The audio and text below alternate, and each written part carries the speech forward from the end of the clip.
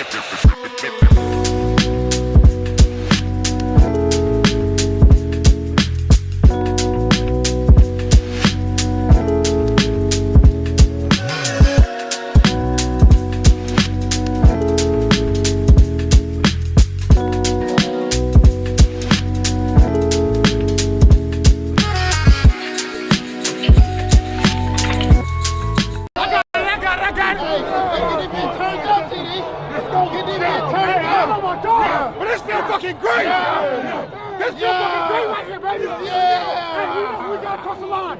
time to whoop their ass. It's time to whoop their ass. Let's bring it to these boys now. Let's go, y'all. It's all out. Let's go to war. Let's go to war. Broncos on 3. 1, 2, 3. Broncos. I am ready to run through a wall, Todd. Oh my goodness. Yes. Wait, I mean, we just got to start every pod off with that. I'm ready to go, man. Let's do that. Let's do it. I got myself pumped up, I think. I like that a lot. Man. I didn't even know we had that clip. Like, that's a fire clip. I need that. That's a Ryan Green special there. My man. Camera. Somehow he got the camera like right in the action there. Yeah, that's the closest you're ever going to be again. Yeah. And welcome to the DNVR Podcast. Like that, we're ready to go. And Todd, you remember when that was? It was snowing. Yep. It was cold. But I can't tell you what game it is. I think Kansas I saw in City? the background. Yep. Arrowhead Geehaw Stadium, as we should call it. I thought it was just EHA. Yeah. Geehaw then. Yeah. It's GHA, but Okay. Geehaw Stadium. I believe 2019. And that was a Drew Lock game. And that was... Yeah, they lost. Oh, of course, yeah. Ryan Green. Thanks for that reminder. It was a They Kansas lost City last game. 15. Yep. Man. Yeah, it wasn't Todd's fault. That defense was ready to go. For sure. Did you do that every game? Was that your role, or did you guys kind of rotate? Yeah, we kind of rotated. I probably did it about 10 or 15 times, like while I played, but we kind of rotated throughout the year. But I would say it's a lot more defensive guys like that usually take the charge and do it. It's not surprising. Is Yeah. it something that you think about, like you know what you're going to say when that spotlight is shining on you? Or do you kind of just, is it off the cuff, from the heart? Yeah, it's kind of from the heart because I wouldn't say you're chosen the night before. It's just kind of like at the end of all the pregame warm-ups, we get into a huddle and then it kind of just like whoever, okay, it's you know? And so it's just kind of got to come from the heart. Yeah, But I feel like Ray Lewis, whenever I watched him, he had to have planned that the night Oh, I'm before. sure. Like his speeches weren't regular, Yeah. so I feel like he put a lot of thought into that. Did like the speeches that are planned are the ones that are given on Saturday night? Yep. Any memorable ones? Because I think the ones that we've all heard about outside of the locker room is like Yeah. DeMarcus Ware's before the Super Bowl and ones like that. Any other memorable ones? There's a lot of good ones. Peyton is probably like my favorite. He has this line where, he's trying to get everybody to focus on the game and to focus on making plays. And he's like, don't go back to the room worried about a girl or trying to like talk to a girl before the game. Because trust me, tomorrow if you make more plays, you'll get more girls. So Peyton Manning said that? focus on making your plays. And it got everybody focused. I don't think anybody went back to the room texting. So we were definitely ready to go. So funny. Man, words of wisdom. Oh my gosh. I heard some good ones about like Mark Schlereth used to have some really good pregame ones. Like I think he's the one that did the Saturday night before Super Bowl 32. 'Cause Yeah. he'd been there before. There's some fire stories there with Schlereth as well. Yeah. Man, I mean, you're putting the top guys up there the night before a Super Bowl. That's the Yeah. important one for sure. Yes. You got to be on point. But my only question with that is that like is inspirational, gets people focused, get people fired up, but then you have to wait 24 hours. Yes. Does that still carry over 24 hours later? I think it does.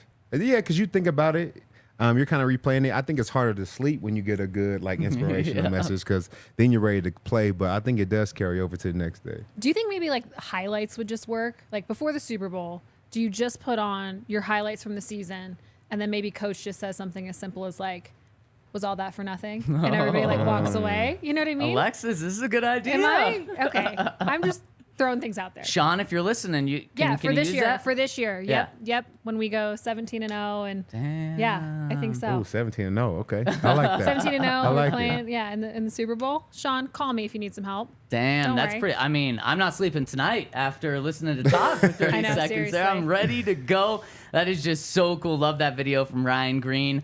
And I mean, fitting to kind of play that as we had a very boring practice today. I mean, something had to get us going. Yeah, if not, it was gonna. I thought I was gonna get a coffee on the way here because Yeah. I was like, that was boring. But it was boring for all the right reasons. They're getting ready for the game on Saturday, so it was a little bit slower of a practice, more walkthrough style, a little bit of install. But yeah, there were some highs, there were some lows, but Biggest takeaway. just boring. Give us your biggest takeaway Everything from today. just that training camp is not over, and there's not a light at the end of this tunnel, and it is dark. Yeah, because today, the 17th day of camp, technically the last day of training camp, and Sean Payton was asked about that after practice, and he said, training camp's not over. In fact, there's no light at the end of the tunnel. It's dark. And it's like, oh my gosh, wow. Probably not what players want to hear. Players No. probably want to hear like, yeah, you guys can go You home made from it. the hotel. You Exactly. made it. Let's enjoy our trip to San Francisco, take care of business.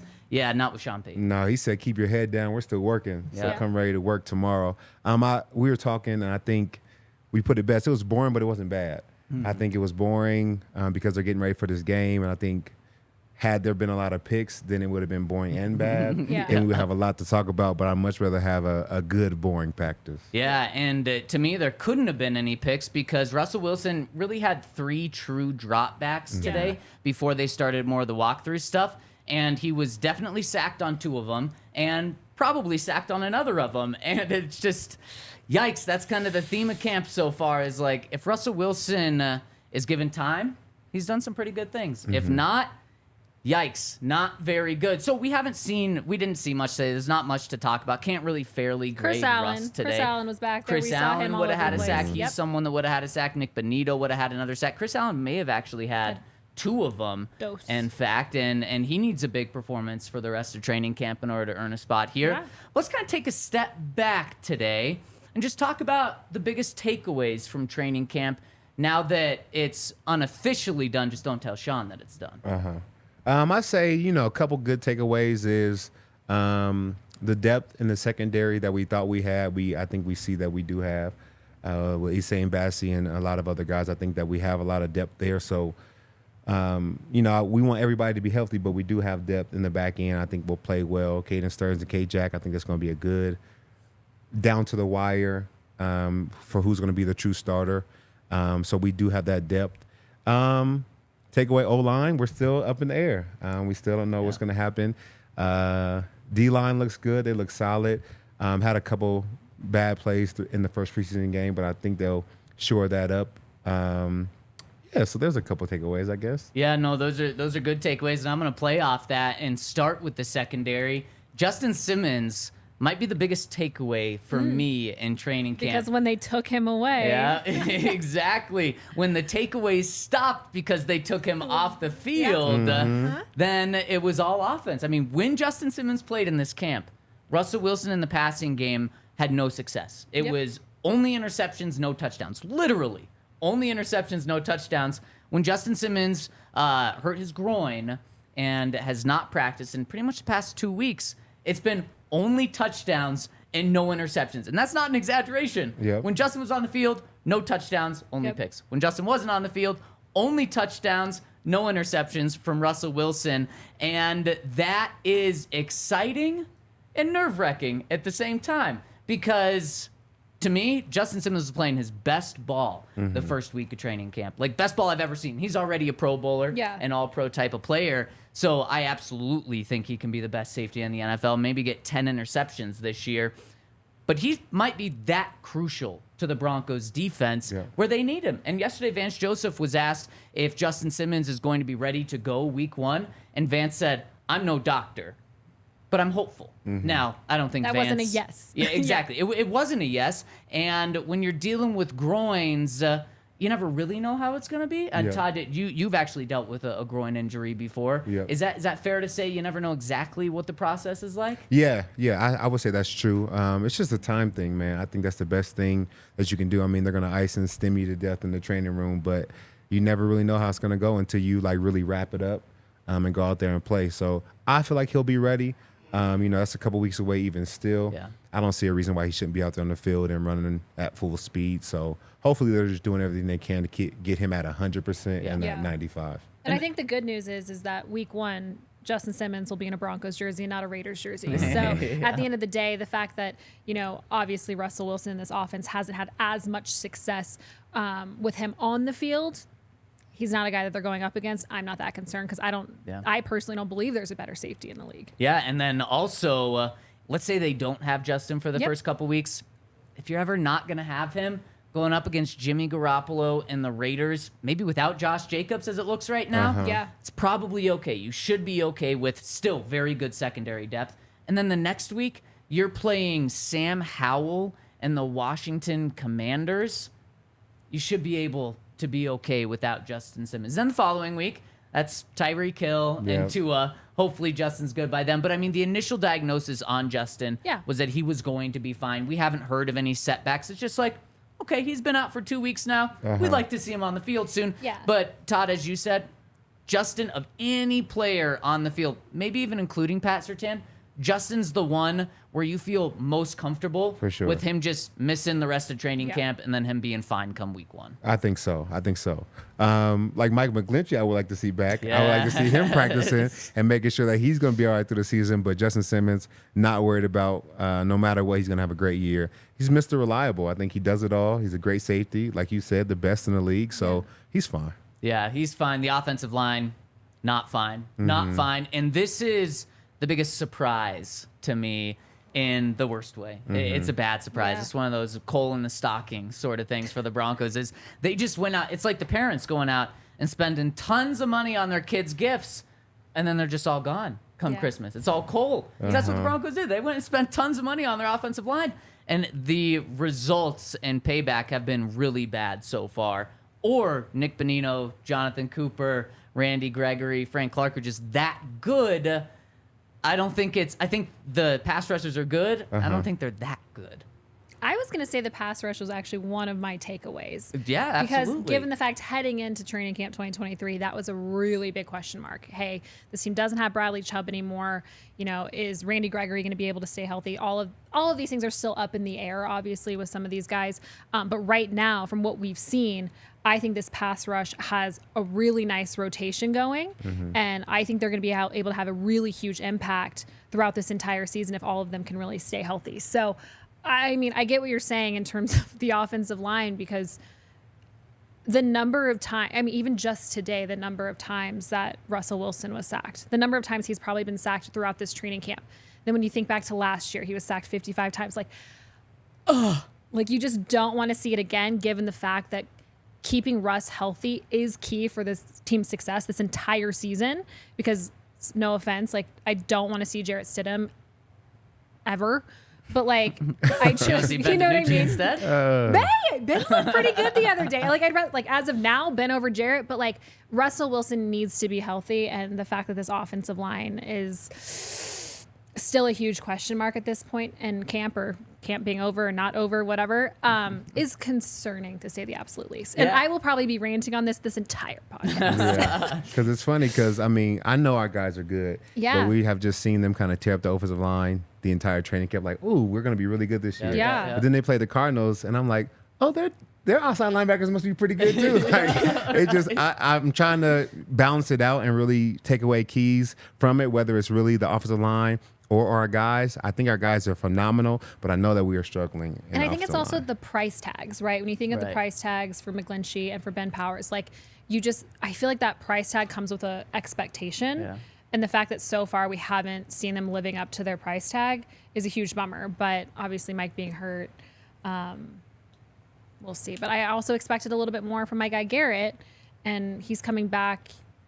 A broken leg is not an easy thing to come back to. So I really want to give him the benefit of the doubt. But I think that's why this weekend, Saturday, in Santa Clara is going to be huge. And maybe some hope and optimism that they will get better. As we talked to Garrett about 10 days ago, and he said, very honest, he said, in a couple of weeks, we're going to be like fully gelled. Okay, well, we're still like maybe a week or two out from a couple of weeks away from when we talked to him. So if he's being honest, and that probably is a fair expectation that an offensive line's not going to be gelled right at the beginning. That group, Todd, you can tell me if I'm wrong, but that group might need the most time to gel because they, more than any other group, have to work as one unit as opposed to like, we work next to each other. You know, you and Brandon Marshall work next to each other, but you're still doing individual things at times. For the most part, the offensive line needs to be in sync 100% of the time. Yeah, I will say that's the hardest group and the group that takes the longest to really come together because, one, there's 5 of them as opposed to, you know, me and Brandon Marshall. That's 2 of us. We can really talk and work things out. And then on the D-line, I would say the D-line is kind of split between each other because you'll have a tackle and an end working together on a play, or they'll have an end and outside linebacker. It's not all working in sync at once most of the time. So it's really hard for the offensive line to get on track. And then when you have like the tackles that kick set and the guards that short set, like everybody's on different levels. So then having to pass things off when I'm higher than you and my guy may be behind you is kind of like, that's the hardest thing that I think that they are working through now. But I'm confident that they'll be better than they are today, tomorrow. Yeah, I completely agree. So then the question to both of you, I'm going to ask this about the offense and the defense. Are you more encouraged or discouraged after 17 days of training camp about the Broncos offense than you were coming into camp? Ooh, that's a tough one. I think I'm a little bit more encouraged, and I'll say I'm encouraged because I think Russ is playing better than I expected him to be at this point. Yeah. The offensive line, not so much, but I will say overall I'm encouraged. I think we have some young wide receivers that are going to step up. I think now we have 2 good tight ends instead of 1. So I'm encouraged about the offense overall. Yeah. Just a little, I guess, discouraged with the O-line. Fair. Yeah, I am the exact same. I'm really encouraged actually by especially the past few days from Russell Wilson. Yeah. The way that he's really been stringing things together. You know, I know you guys had that discussion. Is he stringing them together or is he kind of hit his stride? I feel like he, as much as today, I don't want to even include today in the conversation as of late because I just don't think it's something that we should take into consideration. But I will say I completely agree with Todd when I'm not a Russ. I think I'm the average Broncos fan right now. That it's like you're guilty until proven innocent, Russ. You know what I mean? It's not the opposite. But as of the past few days, I feel like he's shown serious growth. And I also am really encouraged by the offense because of Sean Payton. Like when you have a leader and an offensive mind like Sean Payton, I don't think we can expect everything to be absolutely perfect right now, day 17. Like, I think things are going to take a little bit of time because I think things are probably, as much as aspects of it are simplified, there probably are some more complicated aspects of his system that will take some time to implement. And at the end of the day, it's a whole new group. There wasn't a single offensive coaching staff member retained, right? Nope, not a single one. I think was CP the only one?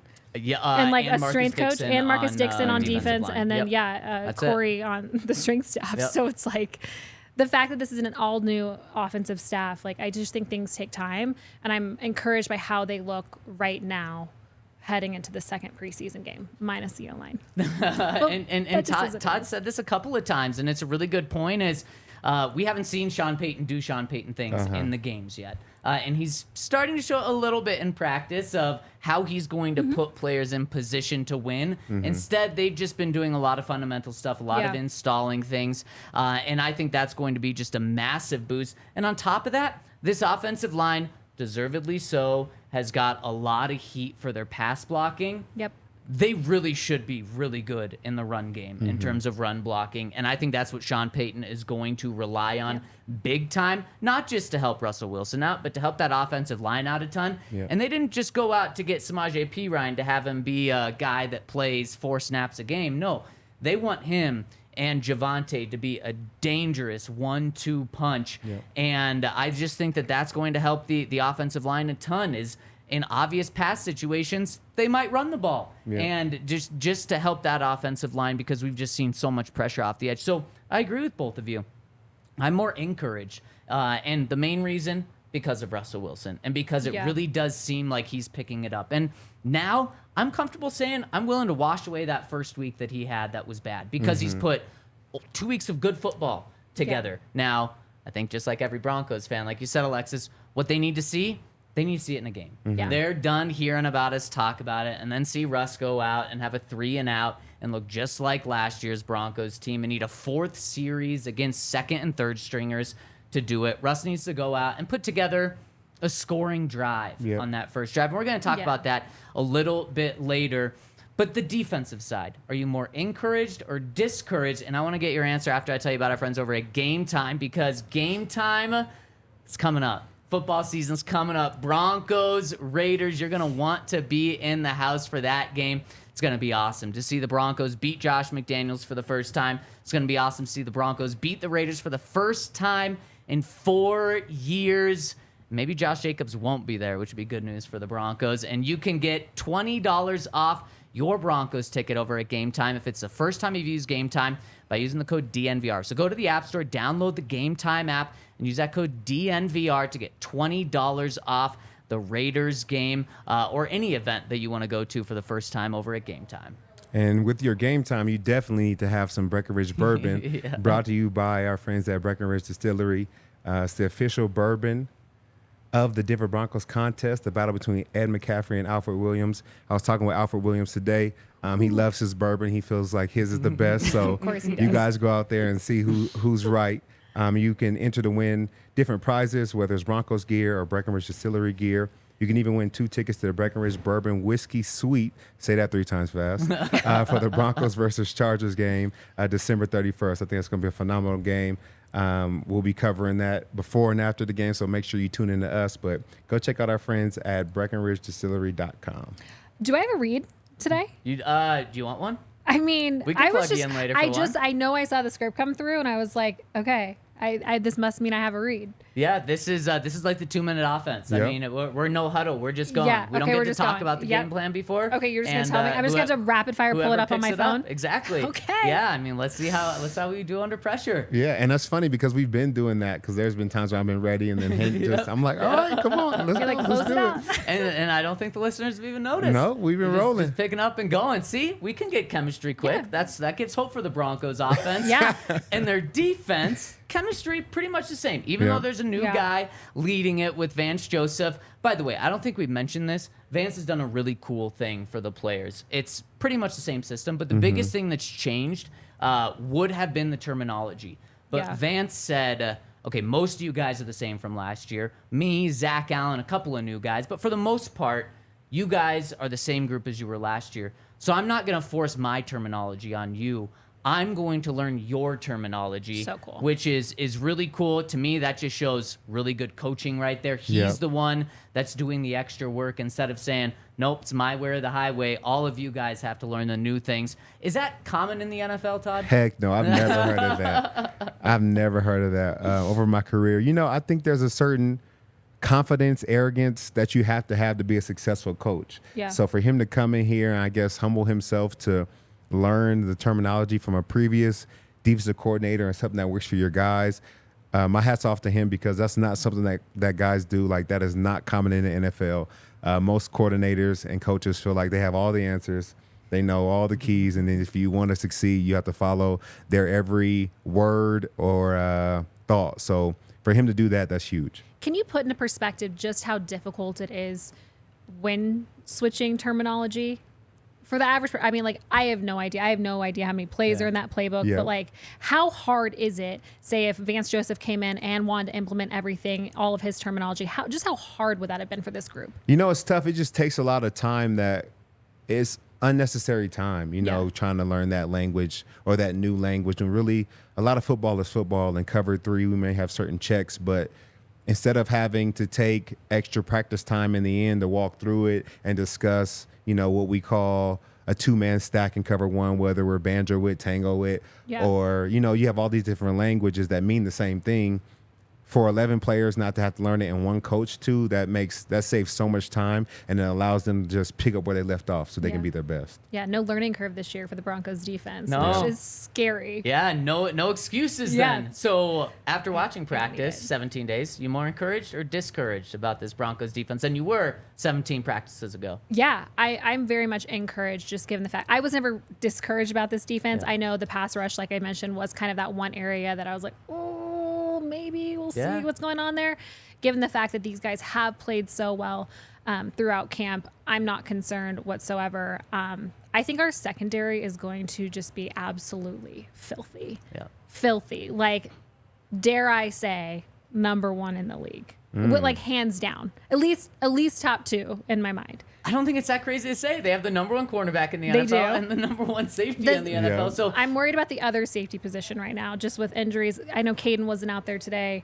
He was working on the side. So just that second strong safety position is interesting to me. it's a good point about Caden. That's something we got to keep our eye on because he's hasn't practiced. It's probably not a vet day for a third-year guy, especially when he's in a competition. Kareem, he's had some off days.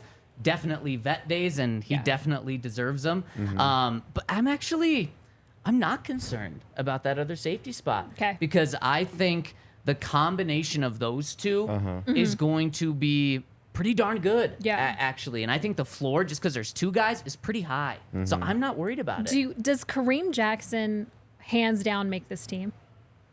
I think because of injuries to PJ Locke, and potentially Caden, just where he is, I do think that he makes the team now. Entering training camp, I thought it was like 50-50 way up in the air. Yeah, I thought it would be weird for Vance to bring in K-Jack again to then just release him. So that's kind of where I was at. But what about you, Todd? No, I think he makes the team too. Yeah. He's too invaluable as a player, as a second coach on the field. I think he does a lot to get those guys lined up and ready to go. Justin's your heart and your spirit and your leader, but K-Jack's your dog, your mental toughness. Like you gotta be able to have both of those on the field. How important is it to have dogs, especially on defense? Dogs. It's very important. and we have some dogs. That's why I'm encouraged about this year. I can't say that going into this year I thought we had a lot of depth, but after this training camp and then also guys picking it up last year, I think I really do see it. After Chubb left, we really didn't have much of a pass rush. Baron Browning started coming on, which we didn't expect. Then he's injured. And I think that now you have the starters and then Nick Bonito, Jonathan Cooper. Baron Browning is still coming back. That's a lot of depth at one position. The interior, Mike Purcell's not even playing, who's a really good defensive tackle. Now you got Drew Sanders backing up, the inside boys. I think that throughout the defense we had depth, and that's one of the things we had when we won Super Bowl 50 is a lot of depth, a lot of guys that could play, could have been starters on other teams, but they were backups.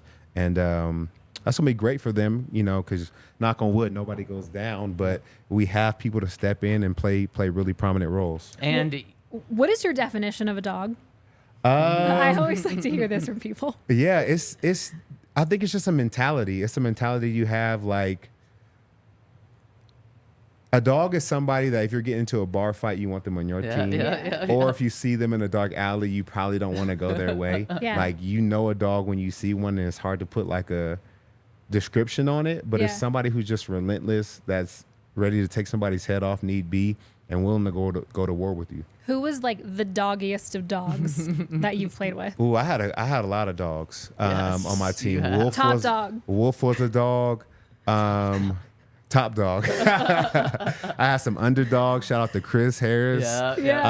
We had a team full of dogs. I really think if you were in a room with us and you wanted to smoke, I think we were all ready for it. You're going to get the smoke. For sure. That is maybe the one unit of, like, at any time in the NFL that I would not want to have beef with. No, you don't want that. Your chain's getting snatched. Yeah, exactly. You're getting body slammed. I mean, that whole secondary, literally everyone on that defense.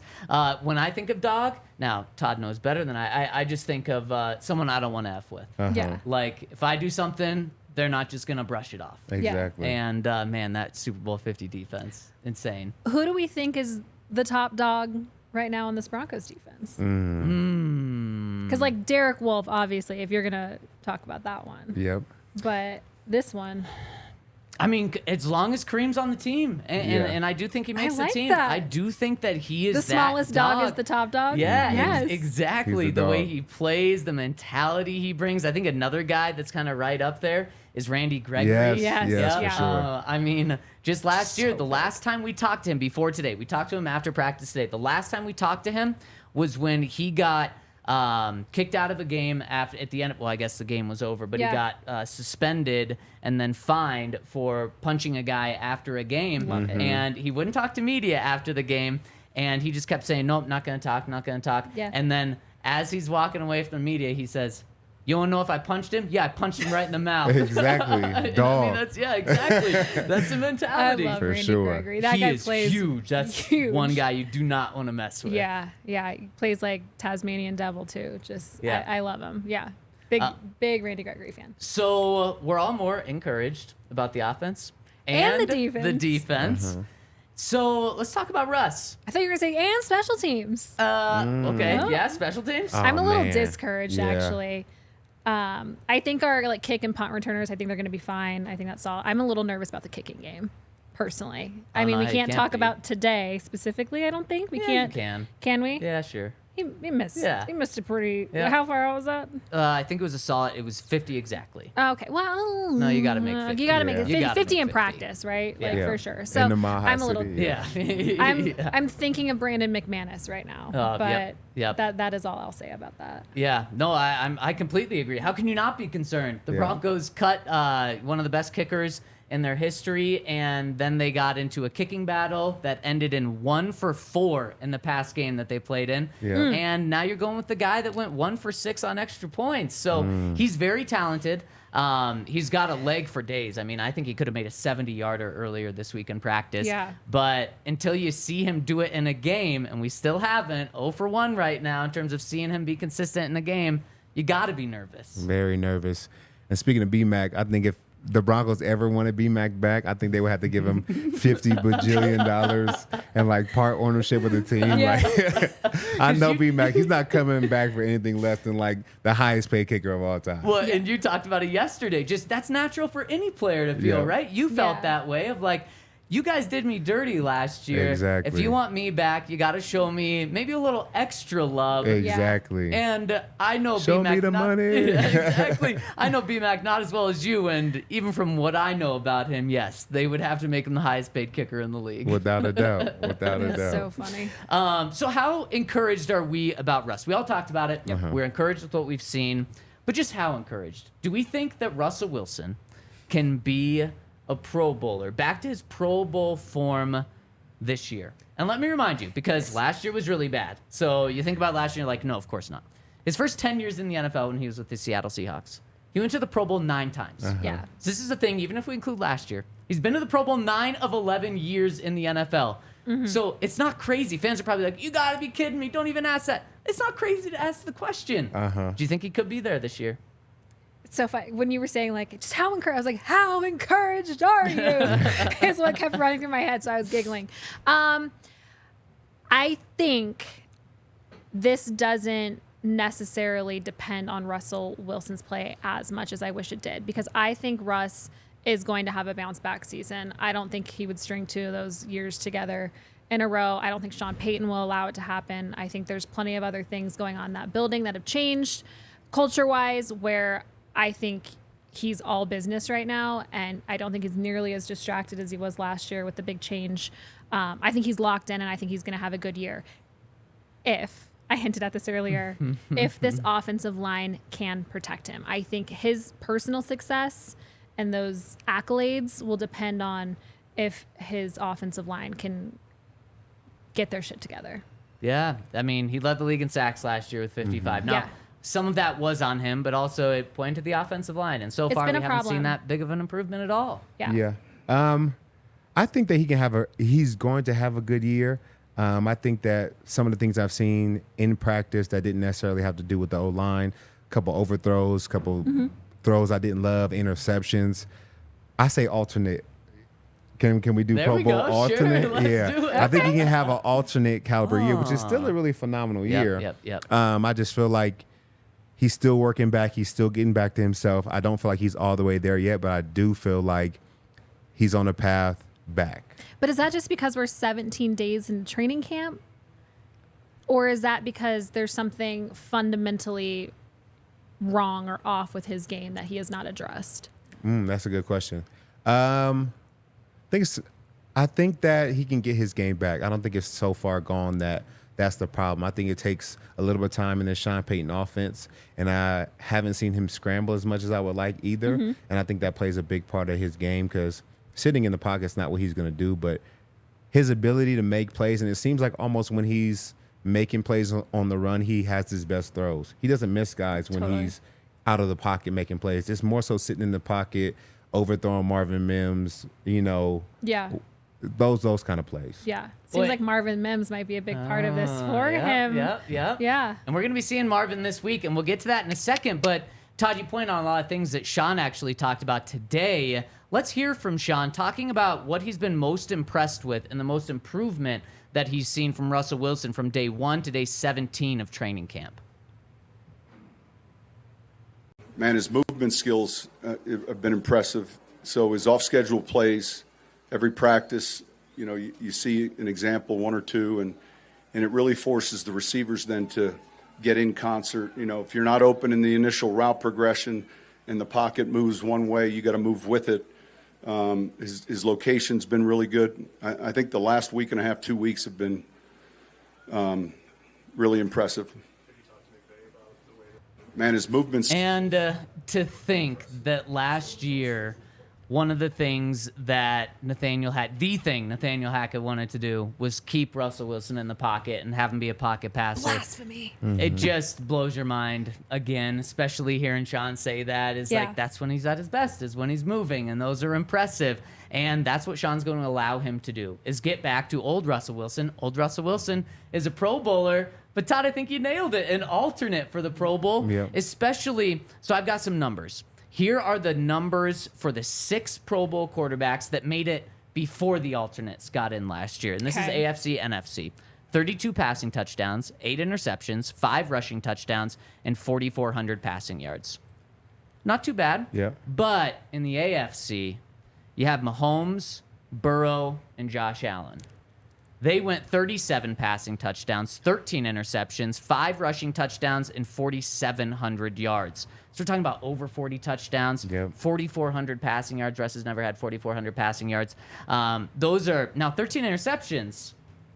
These guys are clearly doing a little gunslinging out here for 13. That's a lot for the average of the 3 best quarterbacks in the AFC. But in the first year, those might be tough numbers to hit, especially because I think Sean's really going to want to run the ball. Yeah. But I think as an alternate, he can do it because the alternates last year, Jared Goff, Trevor Lawrence, Derek Carr, and Tyler Huntley. Of course, everyone remembers him getting in with his 2 touchdowns, 3 interceptions. But those guys, that's absolutely a conversation that Russell Wilson should be in with Jared Goff, Trevor Lawrence, and Derek Carr. I think absolutely. And those guys last year, they had 29 touchdowns, 7 interceptions, 25 touchdowns, 8 interceptions. And Derek Carr, 24 touchdowns and 14 interceptions. And Russell Wilson's 9 best seasons, the first 9 seasons of his career before he got hurt that final season, he averaged 30 touchdowns and 9 interceptions. So he averaged better than those guys. So absolutely, I think Sean Payton can bring him back to that level just his first year here. Yeah, we know he has it in him. Yeah. We know he's capable of doing it, but there's so many other factors that play into that stat line for him.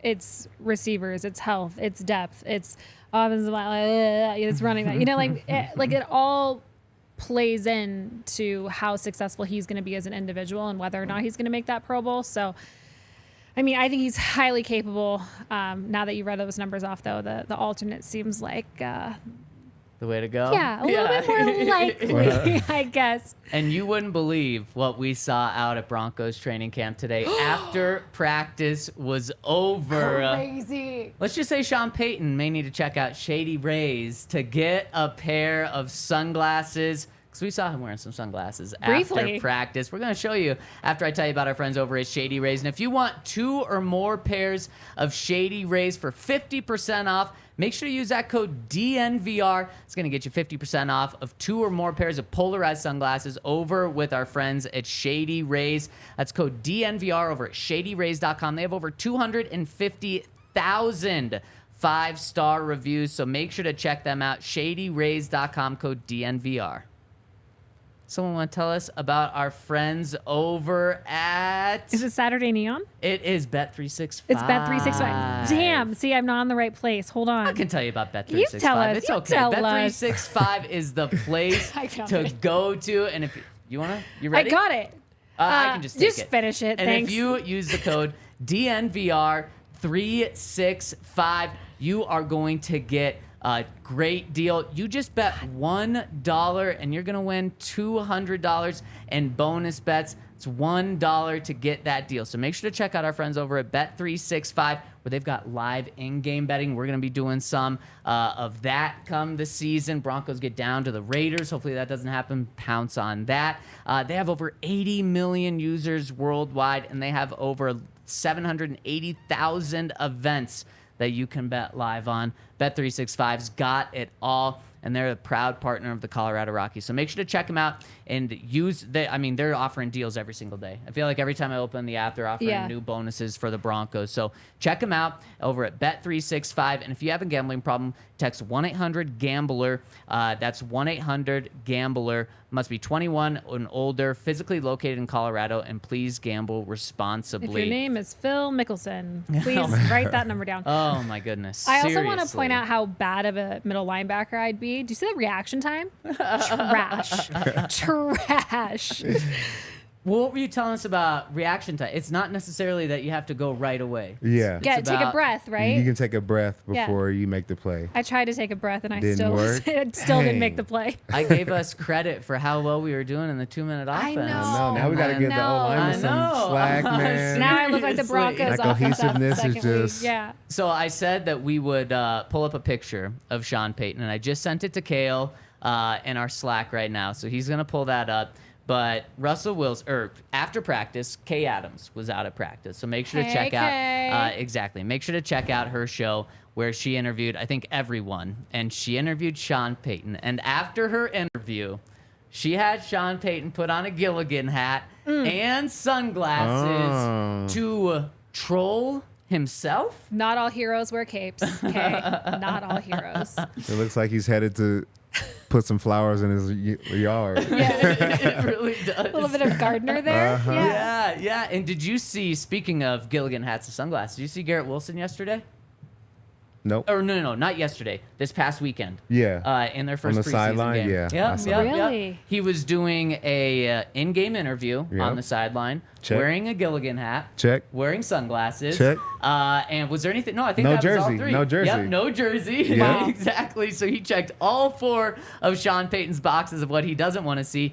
And then yesterday, he was asked about it, and he said, "I was told not to comment on that." So this Week 5 game, Broncos Jets, is going to be so good. electric. And there's going to be one more electric thing about it. Broncos just announced that they're going to be wearing their white snow-capped helmets, the new ones, Yep. the frosty ones. They're going to be wearing those against the Jets Week 5. Broncos might be preparing themselves for that game to be flexed into a primetime game. I think it will be flexed. Do you like the new helmets? Yeah, I think they look dope. Dope. I would love to see a whole white jersey. Yeah. All white with too. the white helmets, and then even an orange jersey, orange helmet with all orange. Oh, All I right. love I'm that. calling Flip right now. Yes, that's Flip. it. Make Todd said. it Shout out to Flip, man. happen. Make it happen. Yeah.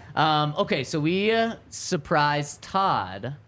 Now it's time to surprise Alexis here. Oh. Let's do some teammate trivia Dun, dun, dun. and see how well Alexis knows. Not the Denver Broncos. And see, we got the graphic right this time because Todd's actually going to be asking the There we questions. go. Oh, this is just funny. like in Jeopardy. So let's see how well you know not just like the last 10 guys on the Broncos roster, but how well you know Todd and I. Okay.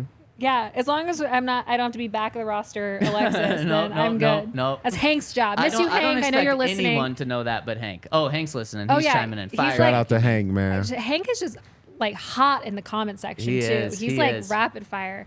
Oh, wait, really I- quick. By the way, before we get into this, hit us with a thumbs up. We did a giveaway yesterday. We're going to be doing them, more of them, but we don't need to be doing a giveaway for you just to give us a thumbs up. In fact, if we get to, let's say, 200 thumbs up before the end of the show, we will end the show with Todd Davis firing us up once again with that Ooh, video. that I think we Let's should hit do us it with a anyways. thumbs up. We'll see. I need We'll it for see. the rest of my day. I'm a little crash. Make sure we get to 200 likes so that Alexis and I can get this fired up from Todd at the end of the pod. So make Yeah. sure to hit us with a thumbs up. We'd appreciate it. Let's do it. All right, so these questions are like all Broncos based with my time at the Broncos. So it's 3 of them. I think they're good questions, but we'll start with the first one. I said, can you name 2 coaches that were with me during my career at the Broncos that were also with me when I was at the Vikings? When you were at the Vikings.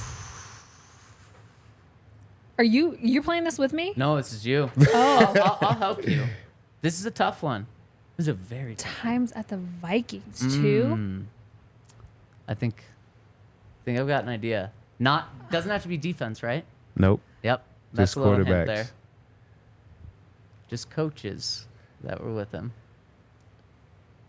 Coob. For sure. Boom. Which Coobs? I was gonna say, can I use both? Yep, that's 2 I of them. can use Yep. both Kubiaks? There you go. Yes. You got it. Man, you got that's it. a great trivia question. Yeah, though. so That we one had- was tough, actually. Yeah. Yeah. Yeah, we had Gary Kubiak was with me. Clint Kubiak was there with me. Rick Dennison, who Yeah. was the Oh, offensive line yeah. coach while I was here. And also Brian Periani, who was the Super Bowl 50 tight ends coach. So there were 4 technically, and Yeah. I only needed Yeah. him 2, and I like barely named them. Oh, you got him. Okay. You got him though. Okay. They were good. That's a win. Yo, Neezy, chill. Alexis on the struggle bus already. Calm down. Wow. Do not call me out. Neezy, you better have hit that like button. Yeah, at least. If you're gonna talk shit. Okay, next. All right, ready for the second one? Maybe. Second one is, who is the heaviest Bronco that I've ever played with? Orlando Franklin. Did you play with You Orlando? never played with Yeah, I played with him my first in year. 2014? Yeah. Yeah. Yeah, you're right. Heaviest Mm-hmm. Bronco. Big O's actually not a bad guess. Offense? Defense? Am I giving hits? Am I giving clues? Hotter, colder? Offense, you would be cold. Okay, Okay, so defense. defense. Probably not a kicker, so it's probably not special teams. Just trying to think. Big boy up front. I mean, I don't know how, like, Derek's a big dude. Mm-hmm. Yeah, it wouldn't be him. Nope. It could be, No, though. it'd be a nose tackle. It would be was it Pecco? Nope. That's a No? good guess, though. Did you play with pot roast? Yeah. Oh, I thought T. you were Knight. before your Remember that. time. Nah, Of Terrence course. Knight, yep. Oh my goodness. That was Do you my remember? guy. Okay, I just want to throw something out here really quick. And Todd, I'm throwing you under the bus. Earlier, I was like, he was like, oh, we're going to play a little trivia. It's just like a fun get to know thing. And I'm like, do I need to know shit about you from when you played? And he was like, nah. And I'm like, what? Okay, here I just got, Yeah, T. I Knight. just got is what happened. He Okay. was 6'3", 365 listed. And that's what he was listed at. Oh yeah. And I love playing with him because, I mean, the double team, you can't come off. No. He like literally, it said hike, and he would just put his arms on the guard in the center, and they're not going anywhere. no, like it's you locked just down. swallow him up. Yeah. Oh, Oh, my man. gosh. I Okay, met that one him. was tough. First day I met him was when I met the team in St. Louis when I first got claimed by the Broncos, and I just met him, and he said, "Man, you gonna like it here. We win here," and he was right, man. We went out and won Super Bowl 50 that very next year. Dang. Now, so you went from New Orleans to St. Louis? Like that's how you Straight joined the to New Broncos? Orleans, straight to St. Louis. Like they had Wow. claimed me on a Friday or something, but by the time I was there to get my flight, I landed Saturday night before the game in St. Louis. How weird was that? Yeah, it was crazy. So you had to have been inactive that game, right? Yeah, I was. Yeah, I was gonna say. They no asked me. They practices? asked me too. Like, could you play? I'm like, no, I don't know anything we're Kidding me? doing. Like, You don't want to make me look stupid on the No, first I'll game. see you guys next game. Yeah, exactly. Yeah. Wow, that's wild. So you got to play in St. Louis. yep, got to play in St. Louis. Was it a dumpster? No, I didn't get to play. Oh, that's true. That's true. Yeah, you were yeah, just You were there and for that was 2 my seconds? only game there. Oh, that was a bad game. You know what? That You was dodged one- a bullet. Yeah, that was one where Peyton threw like 60 times. They only ran the ball 8 times. Yep. And that's kind of when the transformation began of like, okay, we need to start taking some things off Peyton's plate. Yep. Yeah. Dang. That was Todd Interesting. Davis' first game. First I love game. it. I love it. Yeah. Dude, I hate this. Okay. Can You you only guys have one help me left. in the You're comments, one, please? one and One one. left. One and Okay, one. Yeah. one and one's not Yeah. bad. Okay, no, no. yeah. All right. So this is the last 50% question. is failing. Does that mean Can it's the you? hardest? No, this is not too hard. Can you name the 3 teammates I had at the Denver Broncos who are also from Colorado? Also You know one. from Colorado. Yep. You know one for Philip sure. Lindsay. Yep. For Yep. sure. Yep. Didn't play for Colorado, but just from Colorado. Yep. Shoot. I know one more at least. Try to think One of of them's like, at least Big one of them's on the bodies. team now. Big. Right? Yep. Yep. Yeah. somebody's on the team now. Yep. From Colorado. Yep. From Highlands Ranch. We haven't talked about him Oh, much Mike. yet. Yep. Yep. Purcell. Yep. Yep. Yeah. Bingo. Yeah. Mike Purcell's always a good one. I like Mike. This next one. Am I just screwed? Like, I don't know. I mean, give me like let. Who? Oh. Who are you talking You're about? right. You're right. There is another one. From Colorado, that's a radio host in town. Yeah, there's another That you one. That I played played with? with? He's been on multiple stations. Yeah. You played with him. Dang. He's been on multiple stations. Yeah, he's been on multiple stations in the past does that mean? year. Multiple radio stations. No, I know what you mean. This is somebody I didn't even have on the list. Ooh, okay, but there's Wait. also another one that's probably easier to get, Uh-huh. and I know it's the one that Todd's thinking of. Yeah. Comment Okay, section, help me out. I feel like the radio. Oh, Dalton. No. Yeah. Oh, Dalton. I didn't even think of him. Yeah. Oh, yeah. Someone said Shaq Barrett, but he's not actually from Colorado. He's not No. from. CSU. Yeah, Yep. yeah. Dalton. Dalton. The other one who. Dude, Wiggins, Colorado producer is such a Kale. sleeper. Yeah, that Yes. is. What's the other one? Tyler Columbus. Yes. That's my yes. guy. Yes. For sure. I should have known that. Forgot about Those Columbus. are great questions. Derek Wolf did not grow up here. No, he did No. not. From Ohio, right? He was a Midwest boy Yeah. for sure. Yeah. 'Cause Yeah. then he tough, went to. tough upbringing, I remember. He went to. Why can't I think of the school? He went to in Ohio. The Ohio State. Cincinnati. No, Cincinnati. Yes, Yeah, yes. Cincinnati. Exactly. Yeah, grew up around Cincinnati. Went to Cincinnati. Oh, I love Tyler. Yeah, but as we were talking about earlier at practice, Todd, so many guys obviously aren't from here, but so many guys when they play for the Broncos, they just stay here. Like you. Yeah. Yeah, you Yeah. love it here. I mean, there's nowhere better to be. Even guys that come here for 1 year, like Jarrell Casey, my good friend, he Yep. stayed. Like a lot of guys come here after they're done playing. I think there's nowhere better to live, man. It's Colorado. Yeah, ask Peyton, right? Him rocking that Yep. Colorado belt. Question on K-Jack, though. We all know he's a Houston guy. He'll always go back to Houston, but he has his house up for sale right now.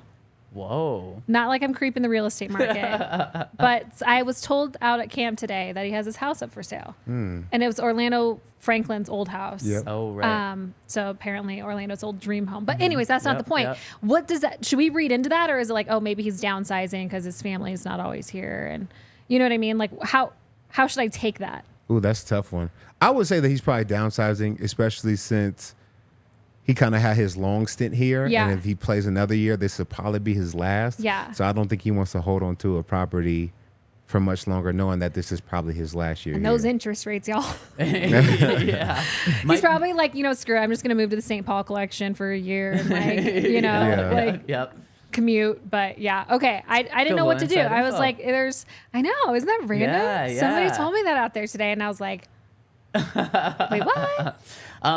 So Kareem might be moving. The Broncos are moving tomorrow to Santa Clara to play the 49ers. Such a bad tie. What? I thought it was great. No, people was in the fine. comments will tell me it's awful. Okay, 52, awful. 51 likes away until we can hear that again from Todd to end the show. You But- guys, I was just embarrassed on a live pod. Like, please like it. For the sake. Make Kind of, I Alexa got a feel couple. better. I got a couple. Yeah, Have you? you Did did. you just call You me were good. Alexa? He keeps doing this. Do you have an Alexa in your house? I have Yeah, like he said he 4 Change of the them. name to Echo. Yeah, I probably dated do. a guy. I I do. literally dated a guy who had an Alexa in his house. Yeah. And I remember one time I was over and he was like on the phone with a friend. And his friend was like, "What are you guys doing tonight?" And he's like, "Oh yeah, like Alexa's making some dinner and this and that." And I'm like, we've been dating for like 3 months.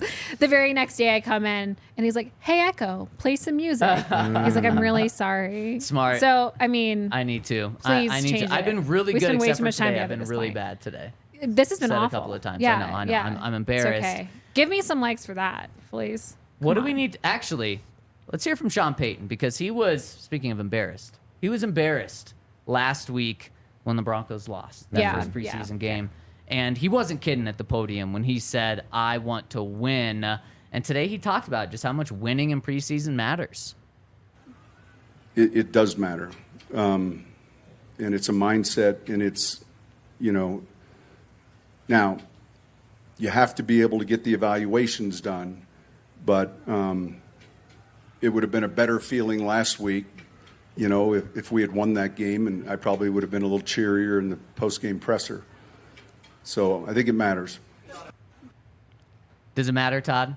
Absolutely. It does. 100%. I think it, like you said, it's a mindset, and that momentum carries over into the regular season. So it always matters to win. I know he was probably excited to break out the speakers and the disco ball and have a little bit of a club. And he didn't get to do that yet. So I think he's ready to turn up after a win one time. Do you think he would turn up for a win during the preseason? I know like a win feels good, but like does a preseason win feel as good? I think it matters. And I think you kind of start to show guys, okay, this is how we conduct ourselves, this is how we win, and then this is how we have a good time. Like, I think it all goes together. Like, this is the reward we get for winning, at least one of them. You know what I'm saying? Yeah, if you're going to punish people for losing in the preseason, you better reward them for winning in the preseason as well. So I would hope so. I think it's a good question to ask. But I know behind the scenes, he was furious that they lost that game. And so it's not just a tough face he's putting out toward media. Yeah. He was not happy that they lost that game. So it's his Broncos coaching debut, whether it's preseason or regular season, it doesn't matter. Like, it's true. Winners win and winners want to win. And so I think at the end of the day, he's just setting the tone for the entire room of, hey, this isn't like we love to win more than we hate to lose. Like they better hate to lose. Yeah, exactly. Hate to lose. And are the Baltimore Ravens a pretty good organization for the past 10, 15 years? Yeah. Harbaugh is on a 25-game win streak in the preseason. Oh, my God. And that's probably part of the culture. Yeah, it definitely matters. It matters. And I think, like you said, it's part of the culture. Winning is not only a mindset, but it's like it's an atmosphere. It's a feeling. Like, it's not something that you can just create. It's something that's learned. So they have to learn how to win. And right now they don't have that.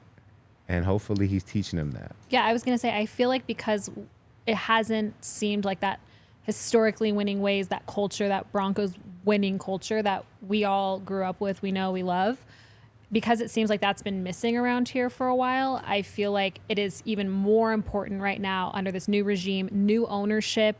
I mean, this is now, the Walton Penner family ownership team. Everything is changing, and in order to change the culture as well with that, it starts with winning. It starts on the field, and it starts with having that attitude off of it as well. So I think it's huge. I agree with him completely. Like, so it matters. I love that he was pissed. I wish we could have seen more of that. Yeah, I mean, even thinking back to when I met Pot Roast for the first time, like him telling me like, you're gonna like it here. We win here. Like, the culture is already here. Like, if you want to come join us and win, come on. And I think with the guys that are bringing brought here is like, everybody's like, well, asking for help more so, or like trying to learn from the new guys coming in because there's no culture already set. So I think that's just the difference between like those great years that we had, 13, 14, 15, as opposed to, kind of how it is right now. Yeah, it's a really good point. So are the Broncos going to win in this preseason game? I want your game picks and biggest thing that you're looking to see after I tell you about Saturday Neon. It is the coolest signs. We've got a couple in the bar. CU, CSU, they've got so many college programs. Maybe even Sacramento State. Maybe one day. Maybe one day. DU as well. Actually, they might have DU. They've already got your CU buffs. I know. I saw it earlier, lit up. Oh, yeah. It was Looks on the so Buff pretty. show. It is so pretty. These signs are awesome. CU grads, just like you, and they are based in Denver. So you want to support a local company, check out Saturday Neon. Go to SaturdayNeon.com and use the code DNVR for 10% off your entire order, and you get free shipping on orders over $200. It's perfect for a man cave, living room, studio, woman cave if you want. Any sort of cave, you'll get it over she at shed? Saturday Back Neon. cave. Yes, back cave, Yep. she shed. Yeah. SaturdayNeon.com. Use that code DNVR. But if you're in a car accident, Alexis, who do you need to call? Backus and Schenker. Yeah. Smash the 2, baby. If you need to sue, smash the 2. At 222-2222, coloradolaw.net. Our friends over at Backus and Schenker are going to help you if you're in any sort of accident, whether it's car accident, motorcycle, rideshare, pedestrian, truck. They are there for you. You call them for a free consultation. They work on your case for free. You only pay them when they win for you, and they've won over $1 billion. We were talking after the show just how different $1 billion is from $1 million. Yeah. That's a lot of winning to do to get $1 billion. So they know how to win. Check them out, coloradolaw.net, or call them at 222-2222. We should have them come and speak to the team and talk about winning culture. You know? That's for sure. We've won $1 billion. I can probably teach you how to win. Yeah. You know what I'm That's such saying? a That good point. mindset. Yeah, that's a really good point. Are the Broncos going to finally have that winning culture this week? Does it happen? Going into San Francisco, we're not exactly sure how many starters for the 49ers are going to play. But we know the Denver Broncos are going to be playing their starters 20 to 24 snaps.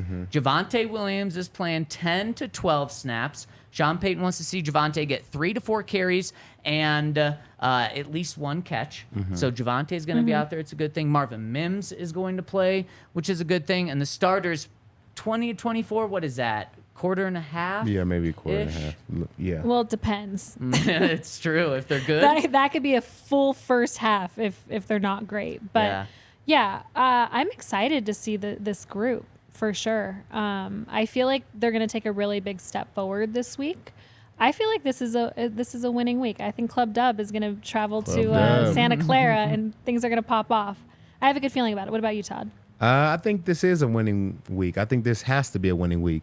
And I think it's a similar scenario to last week, to where if the offense isn't rolling, we keep them on the field until they do. Yeah. You know, so it Yeah. may be more than 24 plays, but, you know, I think he's going to want them to score at least twice. Yeah. So I think that because of that, they're going to put themselves in a good position to get a win. I think Javonte Williams scores a touchdown this week. That would be I'm great. going to put it in their goal line situation. Sean Payton is going to Javonte Williams for 2 reasons. 1, what a confidence booster for a guy coming Yeah. off a shredded knee. Yeah. 2, he needs to get hit in a goal line situation below the knee. Like, he needs to mentally face that kind of situation, because that, I think it's like special teams and like a goal line situation. I feel it's like the scariest thing for a player. And so I think he needs to experience that. And I think he's more than ready, and I think he'll find his way into the end zone. I think you're spot on, and I hope that happens. Vegas and Bet365 is saying the Broncos are going to win. They're 4-point favorites.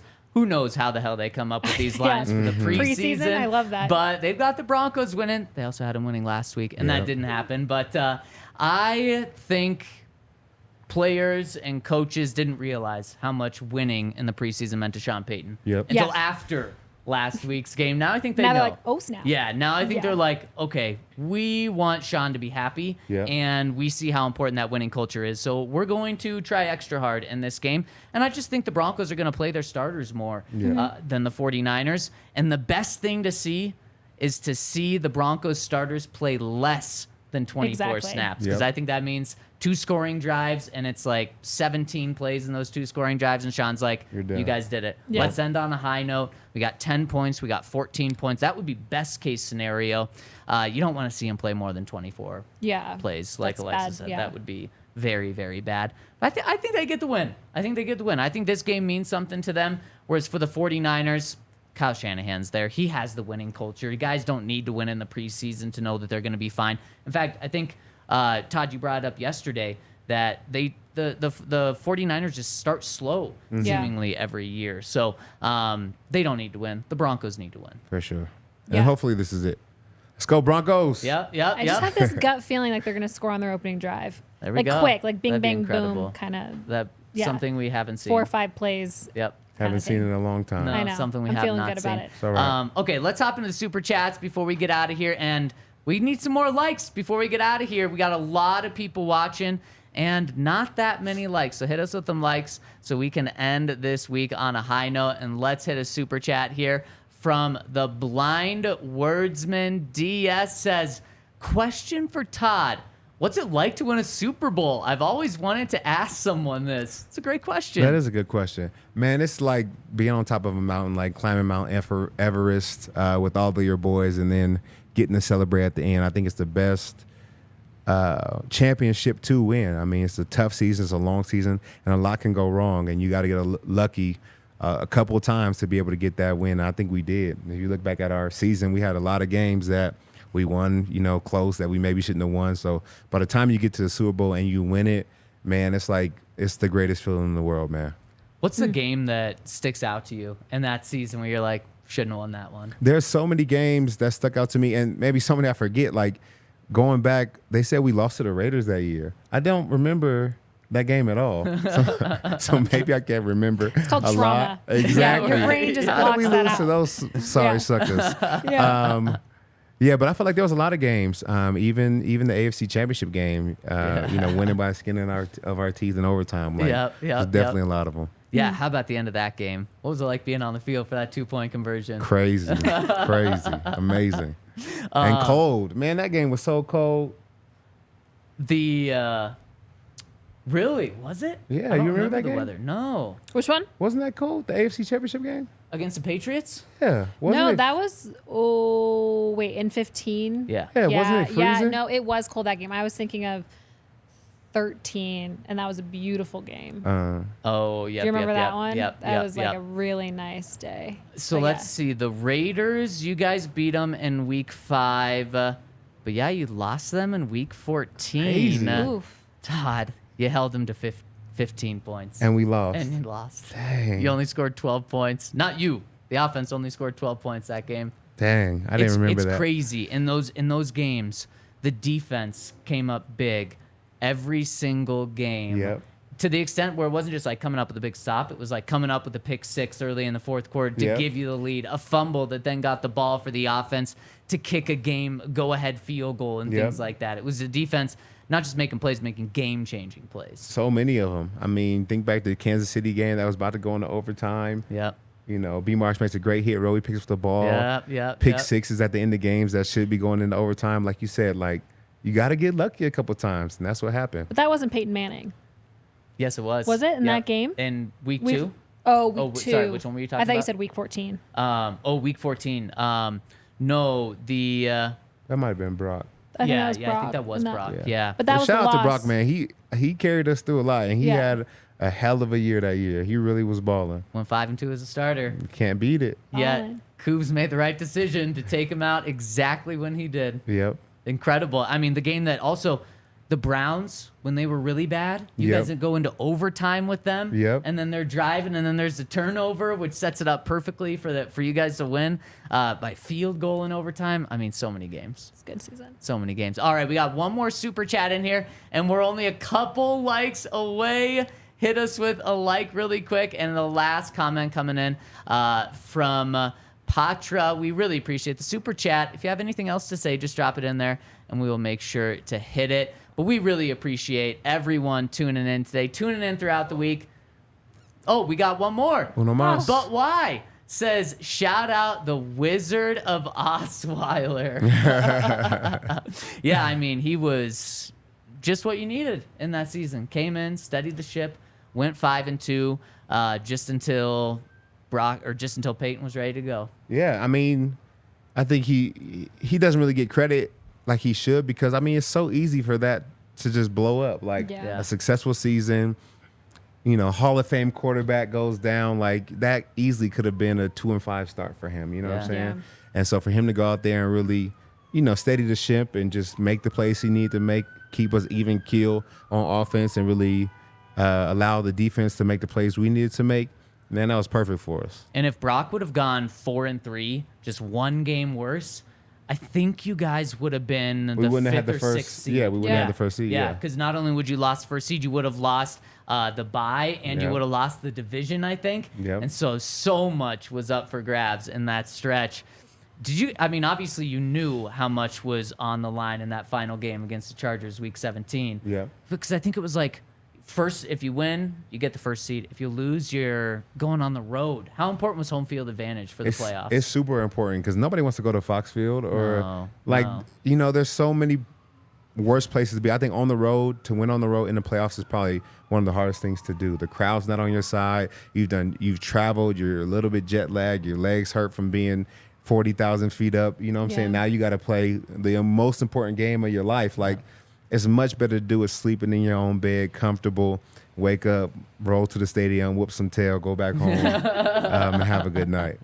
Oh, and look at that. You guys whooped some tail. Just got us to that 200 like mark. So as we get out of here, Kale, I'm going to ask you to pull up the video of Todd pumping everyone up on the way out. We're going to be back after the Broncos game this Saturday. Make sure to tune in to post-game show right when the game ends.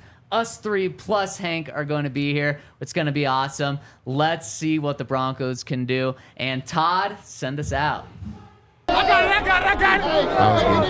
it up, TD. Let's go get it out. Turn it up. Oh, my God. But this feels fucking great.